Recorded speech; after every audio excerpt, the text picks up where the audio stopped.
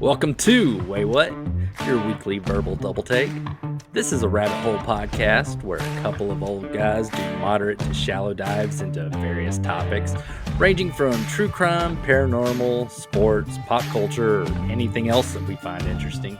We drop episodes every Tuesday and on Fridays if we feel like it. You can follow us on Facebook, X, and TikTok. We appreciate you joining us. And now that we got all this self-promotion stuff out of the way, here we go. Hello. This is Daryl with the Waywut podcast. I wonder how many people just stopped listening or watching because of how bad that was. Yeah. Nope. Yeah, it's like, get the fuck off. Hi, my name is Daryl, and I will be guiding us through today's topic. And here I am with the guy that figured out he is more effective than a doctor's urinalysis test after drinking out of the wrong cup while at the doctor's office. Jason. Swish it around. Kind of like a giraffe did. Mushrooms. Interesting. Coke. Who's your hookup? Anyway. Learn a little thing or two for the giraffes. Oh, God. I try not to think about that. That shit's hilarious. There is a part 2 coming of that, by the way. It is fantastic. Oh, okay. And for first-time listeners, it's about Jason's Naughty by Nature episode. You can go back and watch it. Yes. Okay. So, as usual, I got something to rant about. And today's rant is a paranoid rant. I am very pleased with my life. I am married to a wonderful woman. My children are great. I enjoy my job. I get to travel a lot, and I've seen more of the world than I ever would have dreamed that I ever would have. And now I have a podcast with my best friend.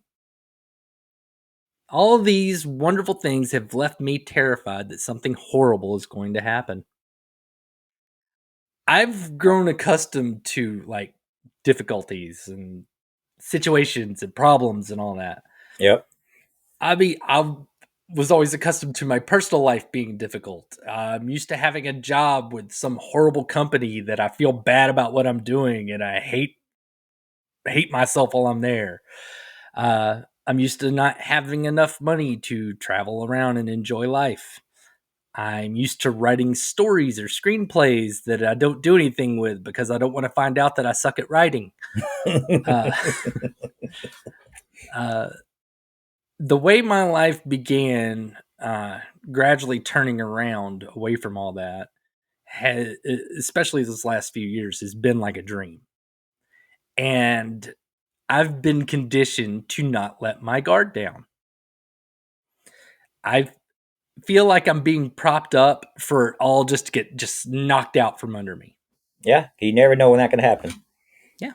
I mean, not that long ago, I went in and had this calcium score test done where they put you in like this, you lay down and they have like this x-ray go around you like really, really, really fast, and it x-rays your chest looking for calcified cholesterol in your arteries and stuff, because I was certain that I was about to have a heart attack just because I'm too happy right now.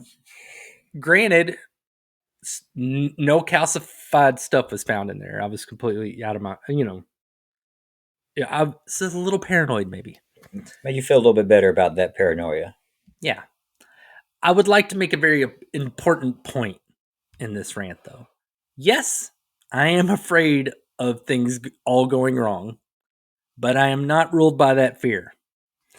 I'm making sure that I make the most of all the, all these wonderful things, and I'm trying to enjoy every second of it. However, if that enjoyment that I'm embracing right now was an empty parking lot at night, I would occasionally be looking over looking at the beautiful night sky and occasionally looking over my shoulders with my keys in between my fingers. Yeah, just ready to jab somebody pick something out. Yeah, that's how I feel. It's like, oh wow, it sure is pretty outside tonight. Sure, it's gonna Almost be too a pretty. shame if I have to stab someone. So, no real lesson in any of this. I just wanted to bitch about the fact that I can't shake the sense of dread that's been ingrained in my very soul. that I'm just certain that, I'm not supposed to be happy. Well, So, life is a bunch of ebbs and flows, and when you're always ebbing or flowing, whichever one is going up, you're flows, waiting I for think that down. ebbs when it's coming back, flow is going in. So, I don't know. Just Well, hills, and peaks and ups and downs. valleys. There we go. Peaks and valleys. Yeah, when you're on top of that peak, you know that eventually you're going to be coming back down to that valley. It never stays up, and that's the scary part. I always felt like I had valleys with slight hills. With slight hills. Right now, all of a sudden, I'm on Everest, and it's freaking me out. So, I feel you. well, today I am going to go over a time where sense of dread was more justified. Uh, I could just spitball example of one of these times. How about like right before you have surgery? Oh, I got some Mm-hmm. experience in that. Oh yeah, where uh, we're all confident in our doctors. I mean, you don't go to them if you aren't, but there's always going to be some apprehension before you go under the knife. You're like, okay, what if they knock me out and I just never wake up? That Mm-hmm. you'd be crazy if that thought does not cross your mind. That's an appropriate Yes, concern. it's a valid response. Well, I'm going to do my best today to make those feelings a lot worse.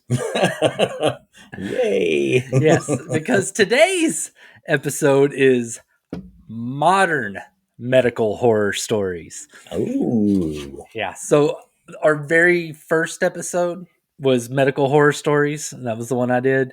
And I came across and all the ones in that one. If you haven't gone back and listened to our first episode yet, which if you did, I'm sorry, we were still we were brand new at it. But all most of those were in like the late 1800s, early 1900s, and then it squeaked up into the 50s. These are around now, so they could still happen. We may have some overlap here. I've written an episode that is possibly some similar to this one. Well, snooze you lose, bitch. Mm-hmm. We'll see. Hopefully, you didn't cover any of them. It'll be We totally shall different. see. In April of 2016, a Japanese woman was undergoing a surgical procedure at the Tokyo Medical University Hospital. The surgeons were performing a cervical conization procedure. This is a procedure that is typically done for like biopsies or removal of abnormal cells from the cervix. So they're up the lady's hoo-ha. Oh, going that way? That's where the cervix is. I thought they would do like a little laser surgery or something. Okay. Well, if it's a biopsy, they typically use a knife. But in this case, they were using a laser because they wanted to destroy the potentially dangerous cells, burn them out. So they're going to be firing a laser up this lady's business. While the procedure is normal, the results from this one was anything but normal because during the procedure, the patient caught fire. She must have had a drink the night before. Without warning, the patient's thighs and bottom caught fire and experienced severe burns. Wow. Everybody was baffled. Like, what happened? There were no alcohol based antiseptics used on the patient. And eventually, because they knew that they had something hot flaring in there. They were just trying to figure out what ignited. There were no alcohol based antiseptics put on the patient.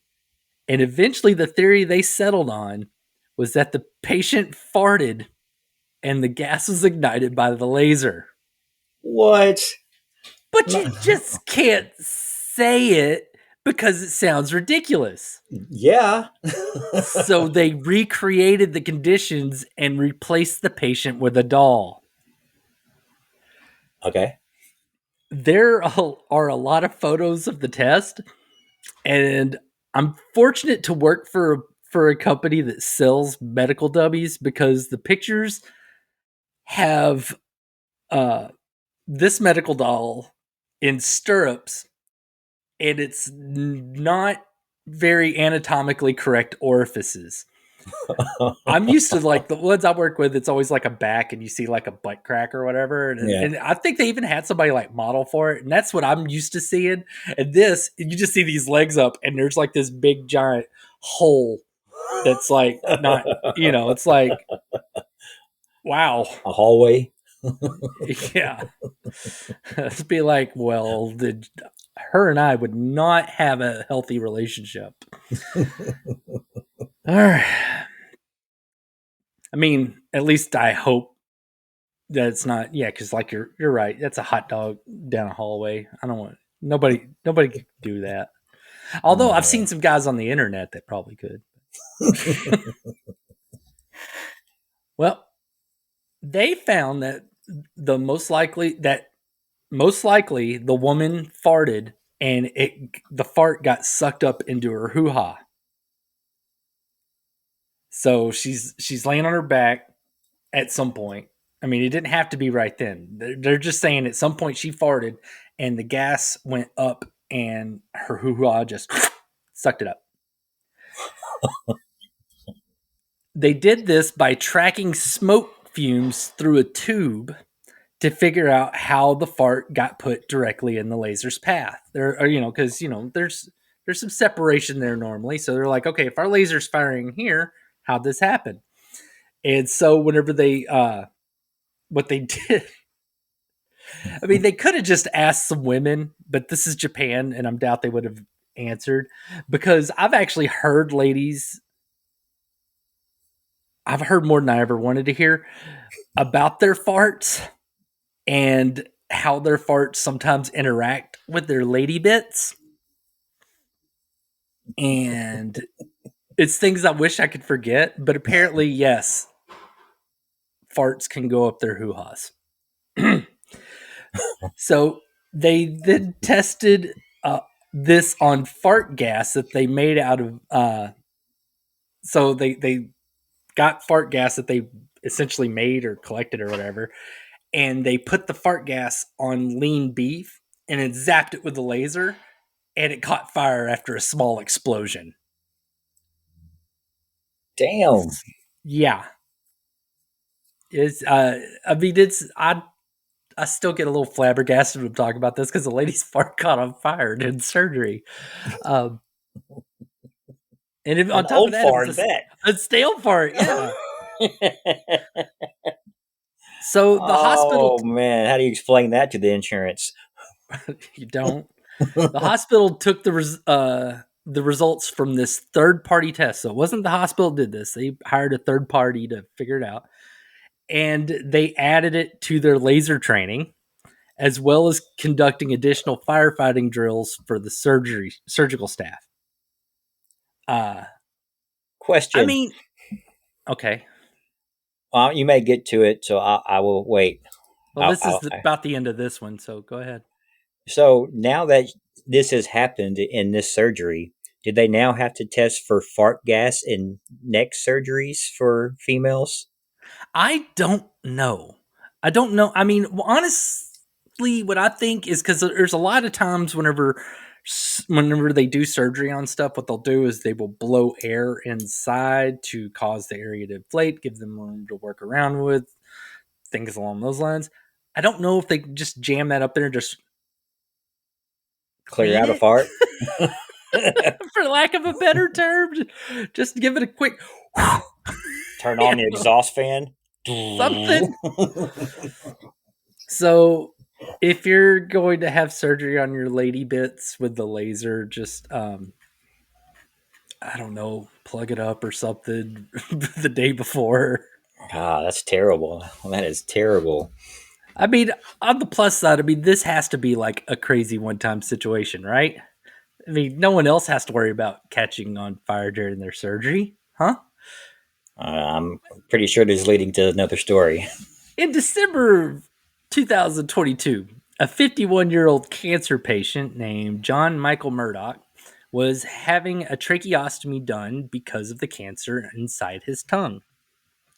During the procedure, it's alleged that a spark came from one of the surgical tools and ignited the alcohol on his face.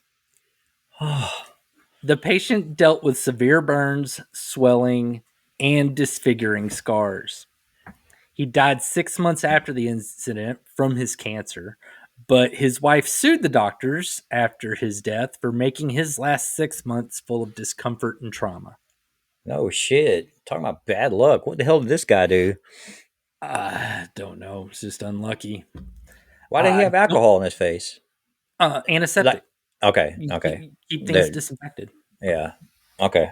especially if that's where they're going to be working. I Damn, that's don't have terrible. I don't have any more information about this specific incident, but I did find that since this, independent organizations began, tracking situations like this since 2015, they have found hundreds of surgical fires happen every year. Dang. There have been cases tried in various U.S. courts regarding fires started by cauterization devices and laser devices. The independent organization called the Joint Commission, I hate that name because it tells me nothing about them, Uh-uh. uh, have called for performing surgical fire risk assessments before all surgeries, providing fire safety training to all surgery teams, maintaining oxygen levels only as high as necessary because, Oxygen's flammable. oxygen, yeah, and close monitoring of all electrosurgical devices. Which my response is, why the fuck weren't they already doing that? That's terrifying. You should be doing all those things anyways. Mm-hmm. You I, should just. doctors and anesthesiologists get lazy on their jobs too. I mean, how many people got to catch fire in At least surgery? hundreds. At least hundreds. Apparently, There's a cutoff, just like in the FDA. There's so much rat poop that could be in your oatmeal or whatever. Well, they can at least have 100 fires a year. the moral of the story: watch your ass and hope your surgical staff doesn't burn you up next time you go in for surgery. Good luck. I'm glad those surgeries I've had are in the past. So that's not a new worry. I never thought about catching fire. I didn't either until I researched this. Oh, man. Knowing that surgery has risks, including catching on fire, it baffles me when people do elective surgeries. There's always a risk with surgery, period. Uh, because they are cutting you open. Everything's enclosed because it's supposed to be. Uh, and whenever people do elective surgeries, which are pretty much always cosmetic, or at least mostly cosmetic, it has to be parts that you care enough about improving, such as your face or tits, that you're willing to like die or, I don't know, potentially destroy what you're trying to improve. Yeah, or be in pain for months. You're putting it at risk of losing exactly what you're trying to fix. Similar to how some Americans go to Mexico for cheap cosmetic surgery, which again I don't get. Pay for what you get. Yeah, the British do something similar, except they go to Turkey. A 31-year-old woman from the UK died following a Brazilian butt lift surgery in Turkey. Why Another go to woman, Turkey? she went and got a Obvious place is in the name. another woman, 38 years old, died following a tummy tuck. These are typically from post-surgery infections because they, I don't know, go to a third world country to get cheap surgery. Uh-huh. Infections set in, they die. It's horrible. But these deaths from going to Turkey are not what caught my eye. and why I want to talk about British people going to Turkey. Okay. A UK doctor named Gordon Muir claims to have had scores, so 20s, of young male patients over the last 10 years that have returned from Turkey with botched penis enlargement surgery. Oh, how do you, okay. Lots of questions. Lots of questions. I don't want to get discount surgery on my pinky, but I sure as hell ain't going to bargain shop for anybody that's going to do stuff to my dick. Very Whenever I true. got my vasectomy, I did not go on Groupon. It's like, oh, that's kind of delicate, but man, that sure Yeah. was a lot of money. You know those receipts you get at the grocery store? You turn on the back and you get 2 tacos for $1. Yeah. You didn't use one of those? No, I didn't like get a green sheet out of one of those free newspaper beds and find my vasectomy doctor there. Wasn't in the ad pages in your mailbox? No, was it in the Valpak, the Valpak Valpak. mailer? Hey, we got a Uh, coupon. Oh, we got another one to trim our shrubs outside. it's the same guy. What the hell? Crazy. That's pretty good. I guess doing it at the truck stop wasn't getting enough money, so now he No, needs more combined traffic. it with landscaping, so it's actually, I would bring the vasectomy to you. Uh, Penis enhancement or enlargement only does slight changes to the length, and you can only see it when it's soft. So whenever they get a boner, it's still the same boner that they had before the surgery. It's just for, look how big my floppy dick is. Yeah, look how well it looks in gray jogging pants. I guess. I mean, for me, that kind of defeats the purpose. I mean, I would rather it perform its function. You Yeah. know, uh, I mean, and my thing is also, wieners look weird as it is. What's the point in doing something to your junk that's only going to alter its appearance and not its use? I mean, if it's a bigger wiener, okay, but it's still a bigger, weird looking wiener. That's how wieners work. Well, instead of ending up like porn stars, they instead end up with scarring, nerve damage, and in some cases, erectile dysfunction. Yeah.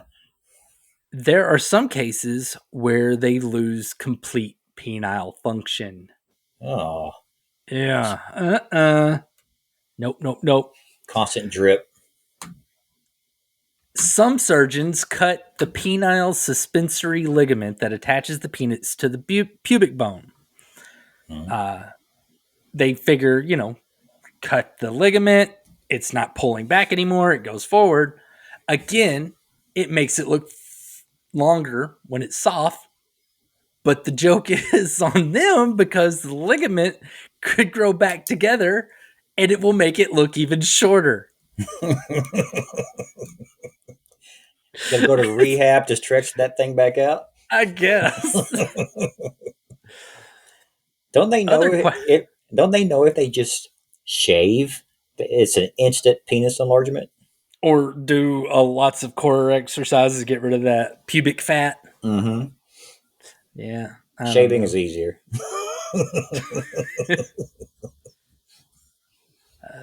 I don't want to talk about any of that. All right. Other quack surgeons will inject fat, Vaseline, or silicone into the Oh, penis. I've heard about Vaseline.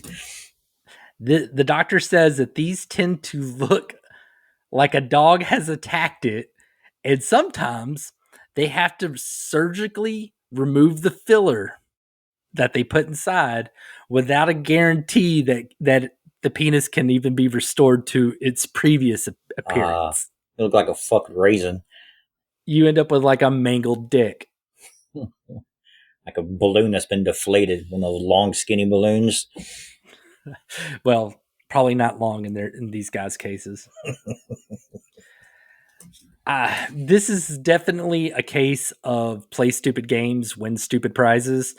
So in the end, I don't feel too sorry for them. They kind of did this one to themselves. I mean, I imagine going to a country to get surgery just because it's cheap is maybe half a step better than doing the surgery on yourself. True. True. Spend the if you're going to go through surgery. Do it All right. right. Do you have any, do you have any dick questions? Because you seem to have some early, very early on in this. Oh no! Just all of them popped up like, why, who, why, who? No, I equated it. What you said about it cutting the ligament. It's kind of like cutting that little thing on the bottom of your tongue to make your tongue roll out longer. I guess if they were to cut that, Again, pointless and weird. At yeah, least it's not the thing where they fork it. Ow! yeah, it looks kind I of hate weird. that. I hate that, Or especially when they move it just independently. And I'm just like, oh my God, when you put that fucking shit back in your mouth. yeah, when you could have a tongue like a pickup stuff, that's kind of weird. Ah. That's one of those things that really, really gets me. I can't even look at it. Yeah, And it's just like, imagining it has already made my eyes water. Oh, God. Okay. Let's get away from wieners and tongues. The oh, final story of this episode is far more terrifying because it is a reminder that it doesn't take bad luck or a third world country to kill you in surgery. Sometimes it's just someone screwing up. mm-hmm.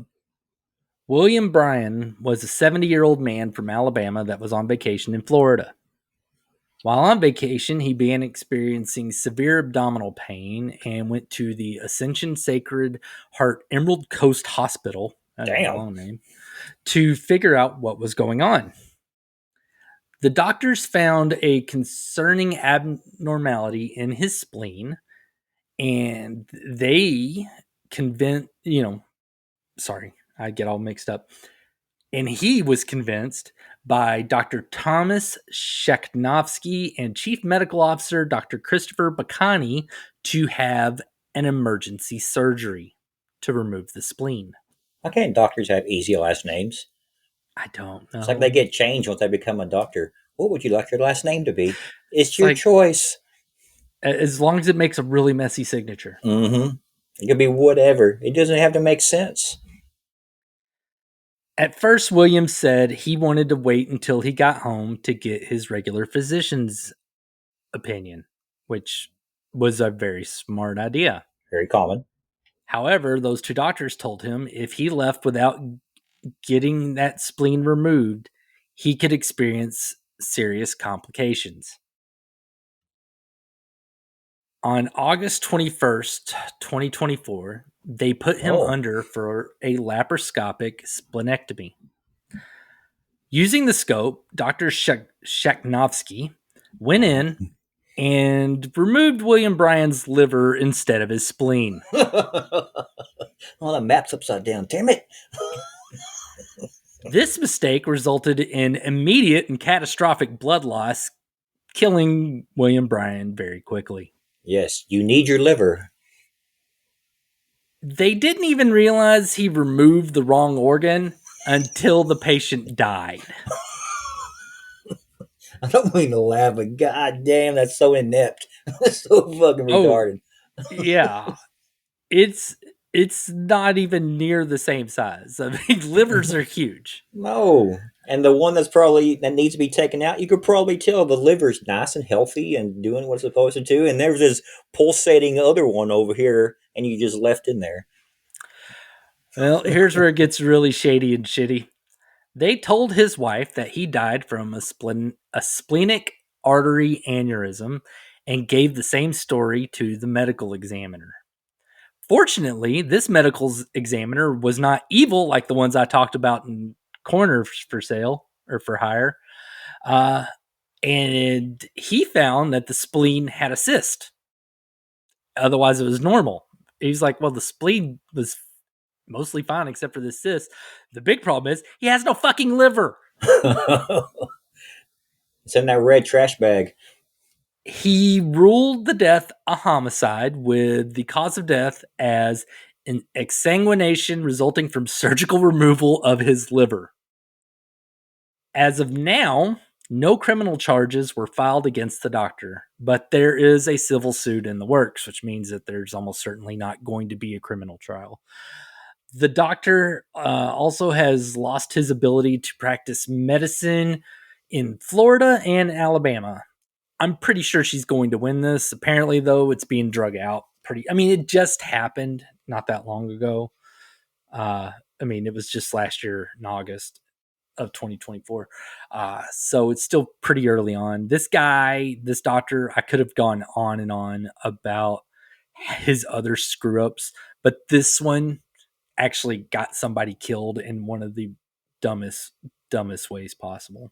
Taking out a liver and not realizing you're taking out a liver as a doctor is a problem. How pissed off would you be if you go to a mechanic to change out an alternator and he took out your radiator? They don't look anything alike. They're not the same size. No. I would call the dude an idiot and I'd be throwing a hissy fit. If somebody removes the wrong organ, that's nowhere near. Because livers are big. Yeah. Spleens are I think they're smaller than a fist. Yes, and if it's about to explode, I'm sure it's looking pretty rough. Yeah, this is a bad one. That's terrible. I can't stand that doctor, and I hope he has to pay that lady all of the millions, and along with that hospital that went along with Lion and helped cover in his ass. So there you have it. That was a good one. Yeah. We found out that surgery can result in burns, bad wieners, and death. I'm not saying don't get surgery. I want to put that disclaimer out here right now. I am not telling you to not have surgery. I am telling you, do your research to make sure that your doctor's not a psychopath, and do whatever good luck rituals that you can learn from your local bingo parlor, from the old ladies there. Whether it's, you got to blow on the troll's doll their hair 3 times. Okay. Now your surgery will go fine. That's my advice. Otherwise, good luck. Wow. Yeah. Interesting stuff there, Squirrel. Yeah. Nobody got their legs chopped off this time, and just the liver. Join us next time when Jason, if he isn't too busy flying to Vanuatu Island to get anal rejuvenation surgery, if he's back by then, he'll tell us some things. Oh my God, I may need to go to this guy for other unrelated reasons.